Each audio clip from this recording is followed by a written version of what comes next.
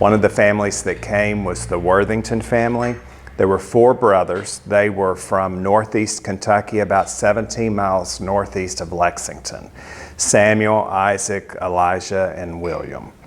Samuel was the first one to come. He came in the late 1820s. He settled catty corner over that way on the river, built Willoughby Plantation, amassed a large landholding, had about 800 servants. He and his wife, Amanda, came with their 4 children, and they were here about 20 years, clearing the land and getting it suitable for farming before any of the other brothers came. Their daughter, Amanda, is the one you might have seen at the front of the house. There's a diary up there, a Delta diary. She penned her personal journal from the mid-1850s until the late 1870s of life at Willoughby, but also life at her aunt and uncle's house here at Belmont. We get a lot of history from that book, even down some days to what they had for breakfast, pulling a lot of molasses candy, interactions between during the war when Belmont was taken over. Lots of history in that book. It's in the Library of Congress, and then we have it here as well.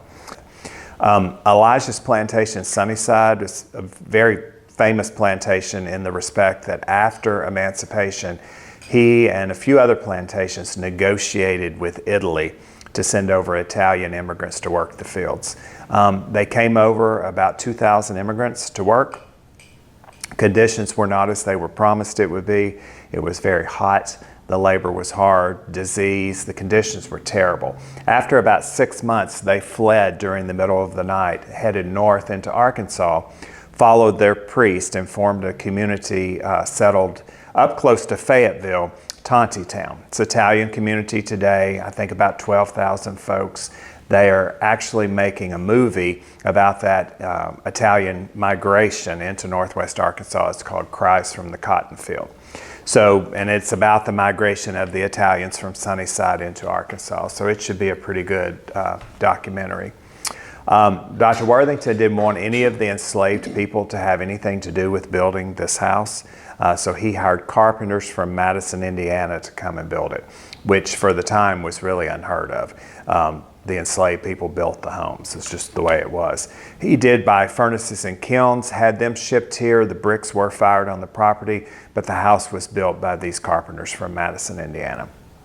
It took about 2.5 years to build it, cost about $28,000. It's a Greek revival with Italianate influences. The Greek revival, the trim across the top and down the sides and the piers, resembling the Greek Parthenon in the front. Italianates the twisted corbels over 180 degrees on the porch. Those corbel trims give it the Italianate influence. The exterior walls are about 3 bricks thick. The interior walls are 2 bricks thick, down deep into the ground for stabilization. The wood in the house is all cypress.